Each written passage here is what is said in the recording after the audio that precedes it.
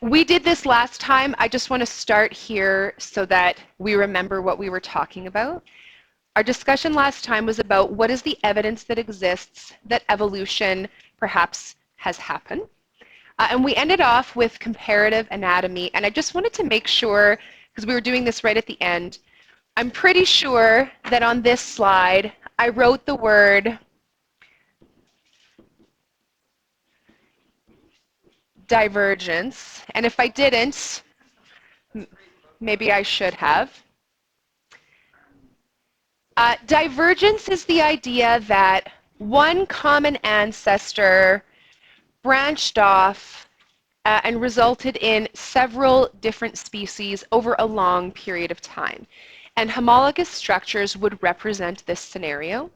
If organisms have homologous structures, it means they started in the same place, they have a common ancestor, but over time, because of the environments that they were in, different adaptations were more advantageous, and new species formed because of it.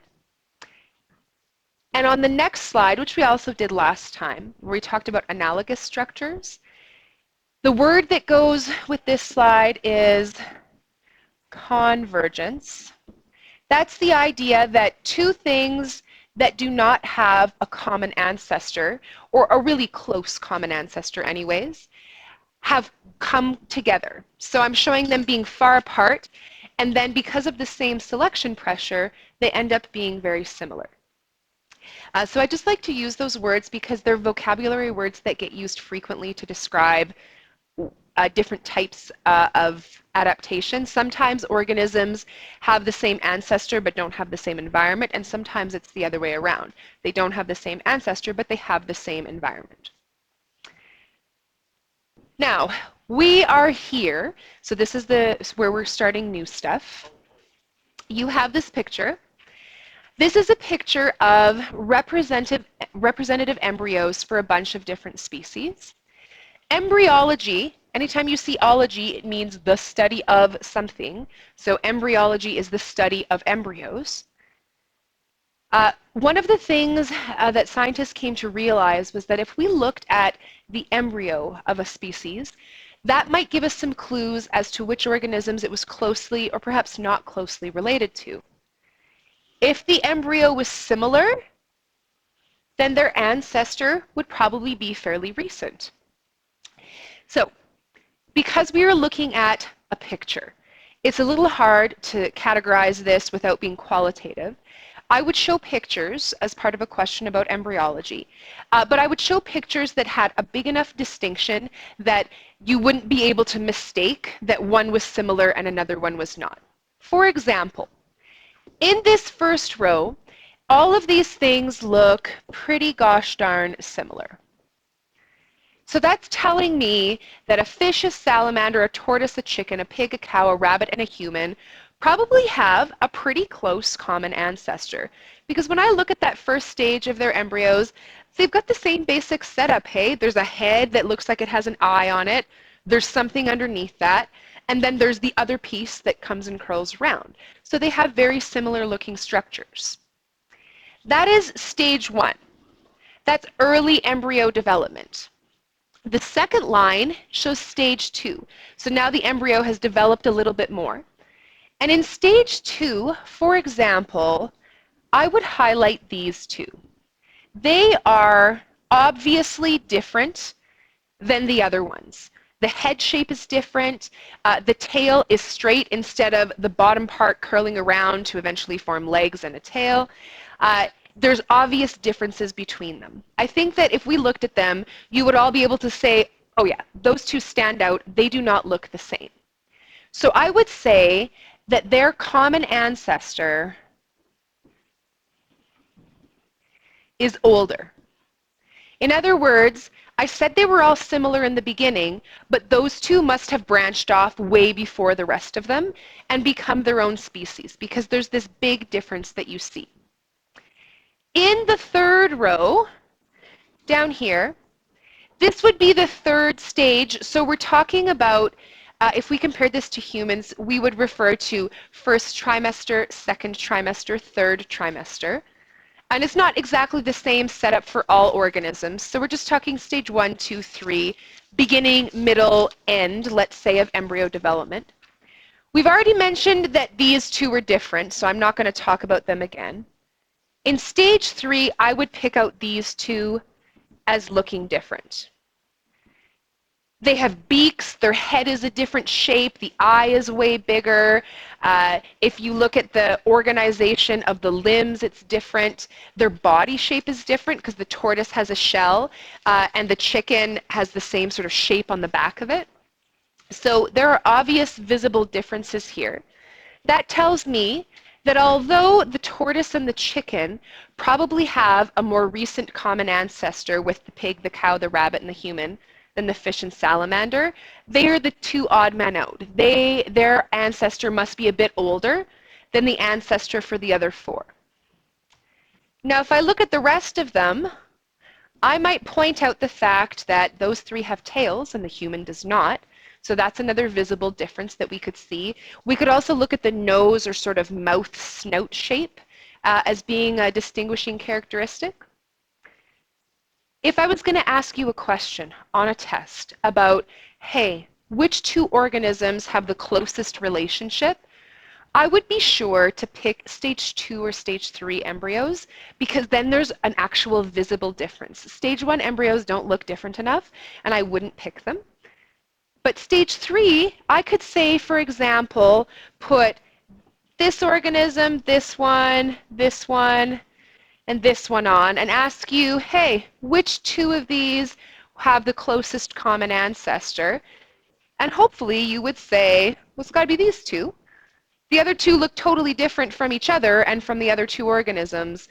So we're looking at how many differences can you spot. And so if I took those four organisms together, the fish doesn't really look like the tortoise at all. The tortoise and the fish, neither of them really look a lot like the cow or the human, but the cow and the human have a lot of similarities between each other. That's the type of thing that would get asked. I would never expect you to draw this. That would be a little bit ridiculous, but definitely look at a picture that I have made. That would be something I would ask you to do. Does anyone have things they want to ask here?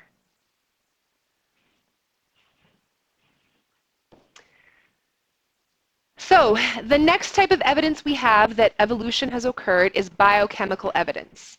And here is the big main idea. All, and I mean all, not all with a star, all with an exception, all. Every organism that we are currently aware of that lives or has lived has DNA. And because of that, because we have this same molecule, that gives us really strong evidence that if we're made of the same stuff, we probably come from the same place. So what makes us different? It's the sequence. Now, if you plan on taking Bio30, there's an entire section just on reading DNA and understanding how it works. So I'm just going to give you a little tiny explanation so that we can do an example. Yes? Are there other things that are living that have DNA, or is it just not that we are aware? Only things that have lived, like something that was alive and has died, obviously there would still be DNA. But we are not aware of anything that is not alive that has DNA, and of anything that is alive that doesn't have DNA.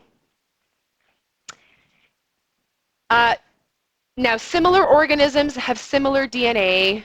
If you have similar DNA, you have a more common ancestor. That's always the point we're trying to get across. Do these two organisms have a common ancestor? And is it a more common ancestor than these other two organisms? So this is a picture of a molecule of DNA. You might remember learning about DNA vaguely in junior high. It's a double helix. There are letters that match up with each other. The letters that we use for DNA are these, A, T, C, and G. A, T, C, and G are the little colorful pieces. They're like the rungs of the ladder. And they match up to each other, but it's the order that they go in that really determines what your DNA is telling your body to do. The A, T, C, and G just stand for the word adenine, thymine, cytosine, guanine. I will not ask you that. That's not part of our curriculum. Bio30. But what I will talk about is a little mini example. So I'm going to compare some imaginary DNA from a human, a dog, and a praying mantis. Yes. Adenosine triphosphate.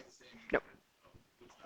This is adenine, thymine, cytosine, guanine. They're 4 different molecules. No. No, this is adenine, and in ATP it's adenosine. Yeah. So let's say that a small segment of DNA for a human went like this.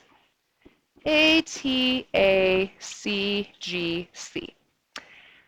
You'll notice that, and this is purposeful, there's 2 little groups of 3. Every 3 DNA base pairs tells your body to make a protein, and that's how your body reads what your DNA is supposed to do.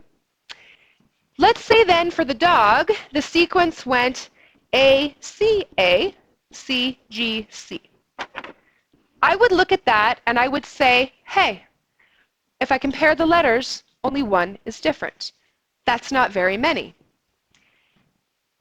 Then I could look at the praying mantis, and maybe the praying mantis goes A, T, T, A, T, A. If I look at that and I count the differences, I would be like, whoa, 1, 2, 3, 4. The praying mantis compared to the human and the dog compared to the human have different numbers of differences. So my interpretation would be there is a less common ancestor and there is a more common ancestor for the dog, if I'm comparing them to the human. And that's usually what we would ask you to do. Here's your reference organism. Which of these organisms is the most closely related to the one that we showed you, just by counting differences in the sequence. Now, aside from DNA, all organisms that are made of cells, which is all the ones that we know, all of them have these things. They all have membranes. They all have enzymes, which are, we know, proteins. Proteins come from amino acids, and those amino acids are determined by your DNA sequence. So because all organisms have DNA, we have all of these things that go along with it. The DNA is my focus, obviously, because the order of DNA determines how close or how far someone's common ancestor is. You do not have to memorize sequences. If I wanted to ask you, I would put a sequence, be like, here's your reference, here's a couple of choices, which one is the more closely related organism? Does anyone want to ask any questions there? So, our last bit of evidence for evolution is one that we've actually already seen. I'm just repeating this to remind you that microevolution happens. Micro means small.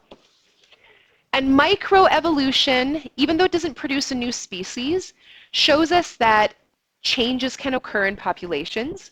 Microevolution you can usually see in the span of your lifetime. And the 2 examples that we've already used are the peppered moths, and there's a picture down here. The picture is representing before and after. If you recall, before, pollution started changing the color. White moths were well camouflaged against the bark of a tree, but black moths really stood out. After, where now the background, the tree, is covered with soot, the black ones were really well camouflaged and the white ones stood out. So that caused white ones to be more easily accessible to predators. The other example is antibiotic, or we could even say pesticide resistance, because pesticide resistance was the specific question in the textbook. And then I mentioned that antibiotic resistance works the same way. We don't have a new species. We've just changed the composition of the population, where now more of them are resistant than were before because of their environment. So if you go to the next one, our last topic is how new species form. There are 2 general ways that new species would form. The first way is called allopatric speciation. Now, that is a fancy scientific word. What does it really mean? Different geographic areas. So this picture represents allopatric speciation. And we are saying that there is a physical separation between these groups of fish. So all of these fish would have started out as one population, and then something would have happened geographically to cause them to not be able to access each other. So for example, maybe some beavers built a dam here, or perhaps there was an avalanche that caused a bunch of rocks to fall here. There are a number of environmental things that could cause geographical isolation. It could even be over millions of years, continents have drifted and now there's land in between them. It could even be something big like that. When they are geographically isolated, it means that they cannot reproduce between groups. Now, if this were to happen for 5 minutes or 5 days or 5 years, probably nothing would happen. But if we leave it over a long enough period of time, and during which adaptation happens, so over a long enough period of time, the fish on the left have slightly different environments than the fish on the right, and they adapt to their environment. And over time, lots and lots of time, the makeup of the population changes. Then we could lead to enough difference, and that could mean a new species would form. So allopatric speciation means there is a physical geographic barrier. Something is in the way. Even if they were in love, they could not get to the other organism to reproduce with them. It's depressing. Now, you might say to yourself, how am I going to remember this ridiculous scientific word? Let's just tack it onto the list. So I'll show you my little thing. Let's say that this fish's name is Patrick. And this is Patrick's friend. And he is looking over the dam, or maybe through a hole in the dam, and a little speech bubble comes out. And he says, hello. Hello, Patrick. Hello, Patrick. Yeah, super cheesy. It works even better in French, hey, because in French, if you were going to write a speech bubble, you would write allô, like that. So you have to kind of say it with an accent. Allô, allô, Patrick. And then you'll remember that he's trying to talk to Patrick, but they are on the opposite side of some sort of wall. Another really good example, because I just said the word wall, reminded me, I was reading something about how the Great Wall of China has ruined vegetative diversity in that part of the world because the wall physically blocks pollen from getting from one side of the wall to the other. So that would be another example of this. The other type of speciation is called sympatric.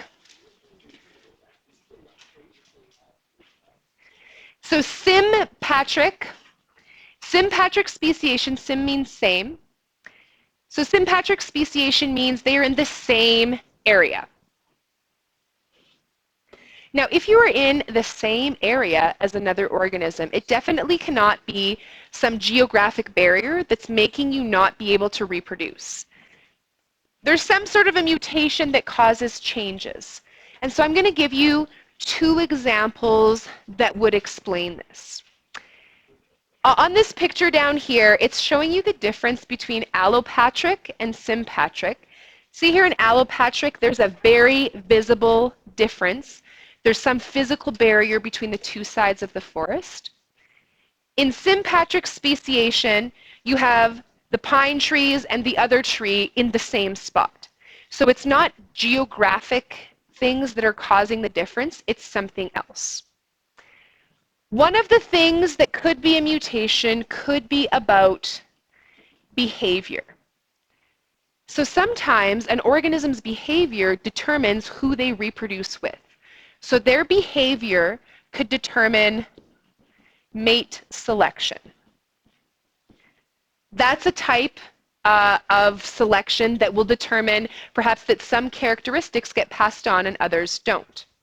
Examples of behavior would be, for example, songs in birds.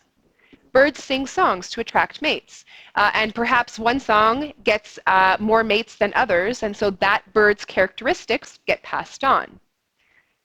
Another example would be, for example, the idea of pheromones. Spiders do this. Female spiders secrete a pheromone. It's a chemical substance that will attract males, and they secrete different types of pheromones. So one type of pheromone might be more attractive than another. So those things are things that the organism is doing. They don't have to be in a different area for that to happen, but their behavior could determine mate selection, and over a really long period of time. So don't forget, time is always key. Little groups could form, little cliques. So you were all in junior high, and it probably still happens in high school. There are cliques of people who only hang out with that other people of the same type, even though you're all in the same school. There's no geographic barrier. Over here, we're talking about a range and different aspects of the range. So we've got all these fish in the same area, but let's say, for example, that on this side, the water is warmer, and over here, there's more oxygen. So even though you're in the same area, there might be slight differences in the characteristics, even though there's no barrier preventing you from moving across. So I'm going to talk about a garter snake. Some garter snakes like to live in the grass, and some garter snakes like to live in the water. Could there be grass and water in the same physical area? Of course there could. They could be right next to each other. But over a long enough period of time, you could get two new species forming if those grass snakes and the water snakes never reproduce with each other, because one of them likes a particular spot, the other likes the other one. There doesn't have to be a barrier in between the grass and the water, just organism choice about which particular part or aspect of their range they like the best. Now, one more slide, then we're done. This slide is about pace. So pace, we're talking about how fast. Evolution could be happening a couple of different ways, and what I'll say right away is that we have evidence that both of these happen, so there probably is not one answer to this question. The first one is gradualism. Gradualism is represented by the picture in the shape of a V. On the picture in the shape of a V, you start with an ancestor, and then every few generations, there's a change in the appearance of the ancestor. The idea is slow and progressive. So in each generation, some small change occurs. In the beginning, it's probably not enough to call things a new species. The color has changed slightly, the wing shape has changed slightly. But given enough generations over time, we would end up with two new species. Now, because in this example, the ancestor doesn't exist anymore, the ancestor becomes these two new species, we would call this transformation, because one species transformed into another. The ancestor is gone, only the new species are left. On the punctuated equilibrium model, there are two words, punctuated and equilibrium. Punctuated means like a hole, like a sharp change, and equilibrium means something staying constant. So on this one, we have the same ancestor, and it trucks along with no change for a really long period of time. In fact, I can go all the way up here, and I still have my ancestor. They are the same. They have not changed. But at two distinct points, there was a sharp change. That's the punctuated part, like I poked a hole in it. These things could probably be explained by a mutation. So all of a sudden, one was born with very different looking characteristics. That was different enough to start a new species, and this one stayed the same. So it changed immediately and then continued to stay the same. Over here we have another punctuation, sharp change. All of a sudden, there were butterflies with this browny white color, but they changed immediately. There was no progressive change from yellow to white. It just happened, and the new species was there. In this example, because we have two new species plus the ancestor, this is not called transformation because the ancestor didn't become the new species. The ancestor employed divergence, where one species could give rise to a bunch of other species. We would also say that this is a good example of adaptive radiation. That means that from one ancestor, a bunch of species came about because of the different adaptations that they had to go through. Now, adaptive radiation could actually be true for both paces of evolution, because we're just saying that one species gave rise to some other species, but not how it happened.